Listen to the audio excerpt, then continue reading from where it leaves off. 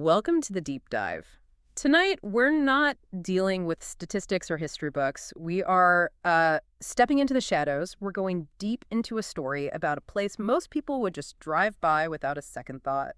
We're talking about an obscure, frankly neglected storage facility, and the one single, intensely secretive rule that governed it. And this isn't just about breaking a rule. This is about what happens when corporate procedure slams into something old, something that was meant to be left alone.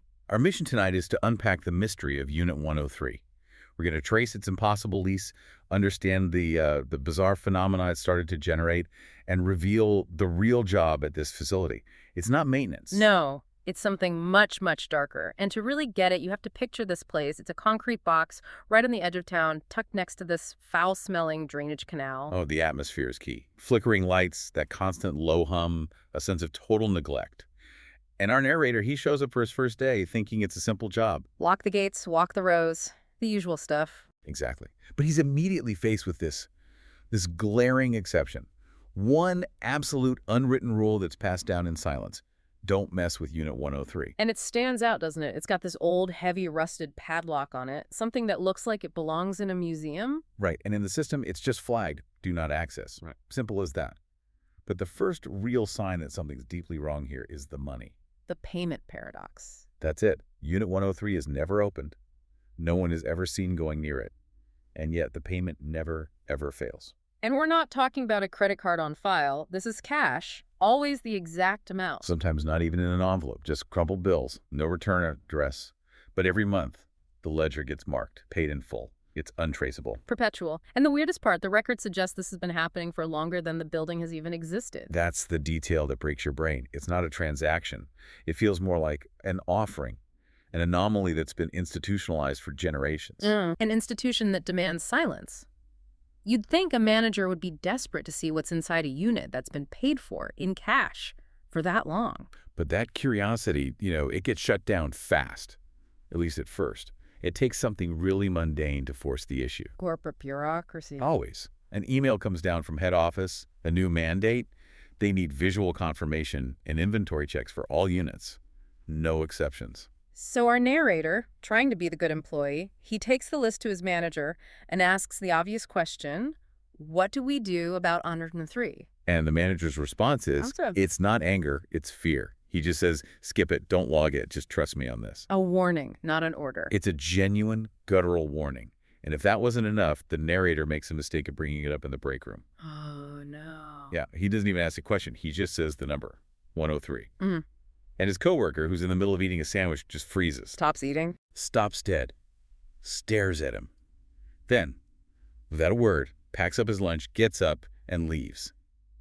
He refuses to even say the number out loud. That's not just fear of the boss. That's something else entirely. That's when curiosity becomes an obsession. Completely.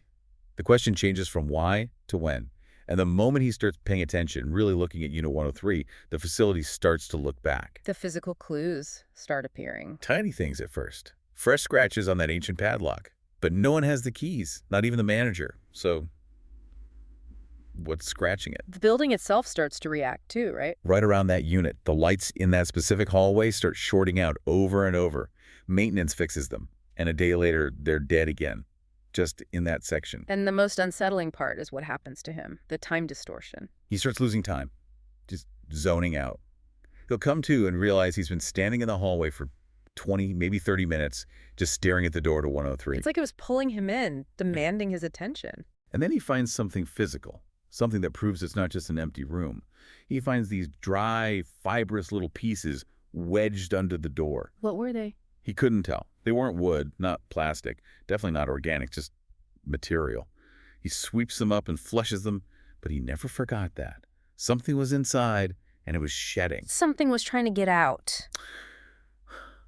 So this is where he goes from being an observer to an investigator. He starts digging through the old files. Yeah, deep in the back office, these old, battered filing cabinets. And what he finds is just chilling continuity.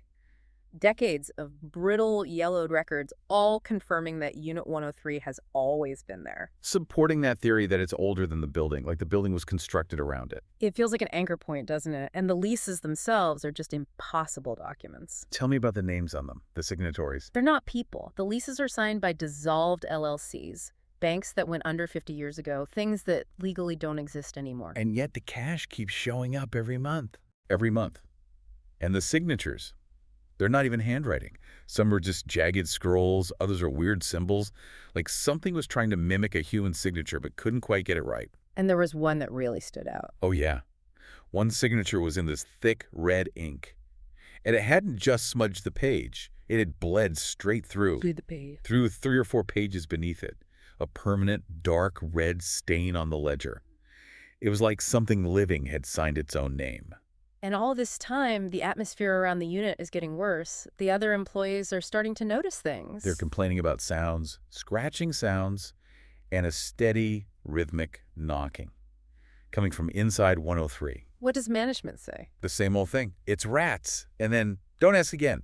They're just trying to manage the story, not the problem. But it's not rats, not with that smell. No, the smell gets so much worse. It's not just decay. It's this sharp chemical stink. Mold, damp stone, and burnt metal.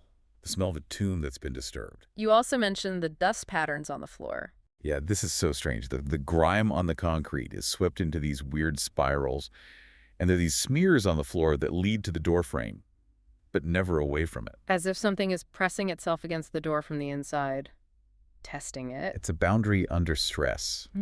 And it's during all this obsessive searching that he finds it, the key. In a dusty, forgotten maintenance log.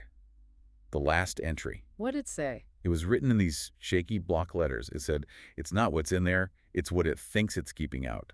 Wait, that changes everything. It's not a prison? It's a shelter. But why would something that powerful, something that can warp time and sign contracts from beyond the grave, need to hide?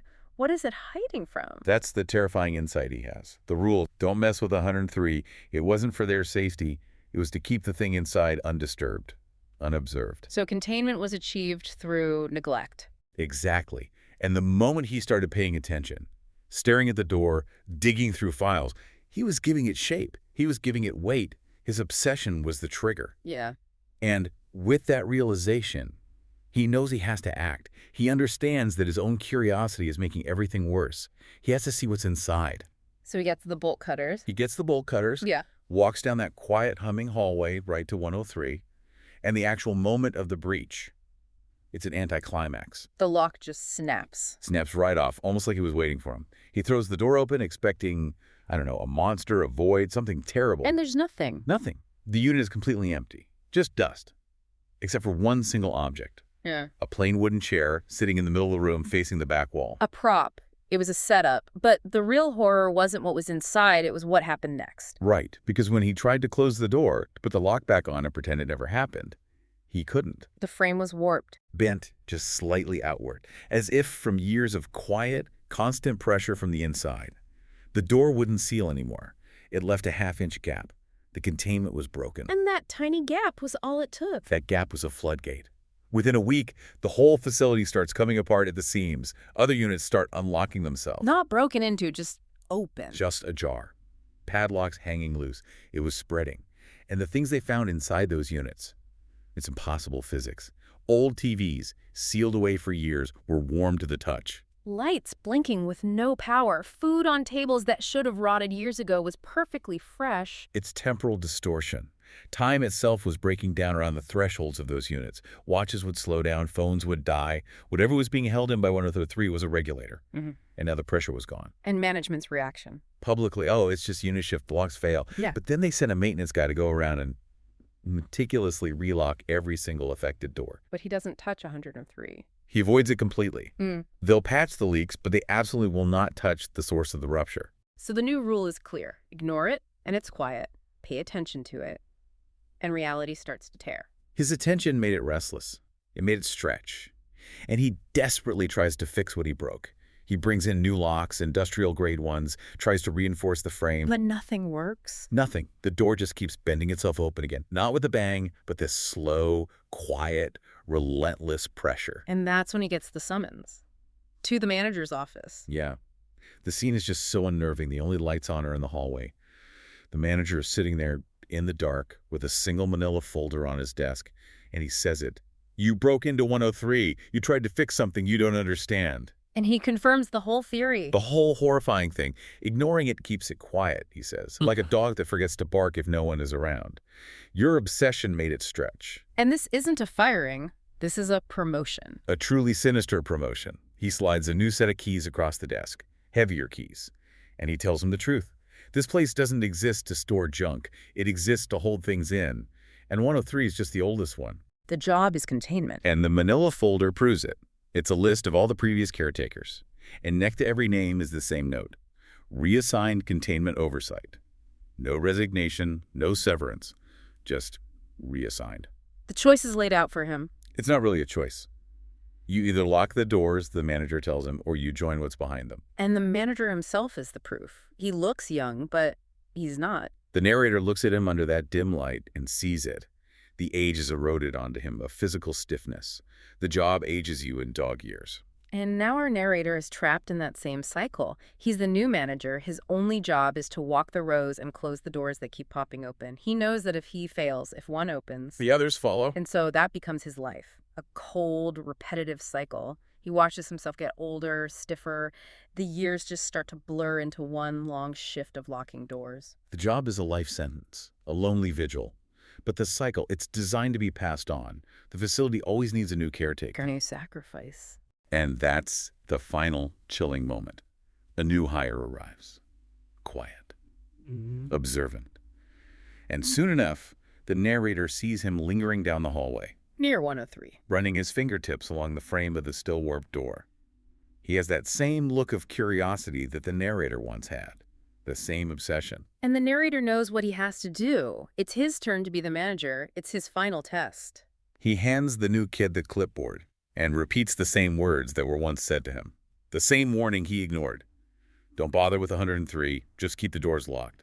The burden is passed, and the central paradox for you, the listener, is that the only way to manage this thing is through active ignorance. You have to know it's there, but you can never, ever look at it directly. It's a job that's just waiting. Waiting for the next person to come along so you can finally be relieved of the duty. Which leaves one last terrible question for our narrator. If he's finally replaced, where does he go? What does reassigned containment oversight actually mean? Is there another unit, another door waiting somewhere just for him? Think about that. What happens when the job you take becomes a life sentence you can't see but can never escape?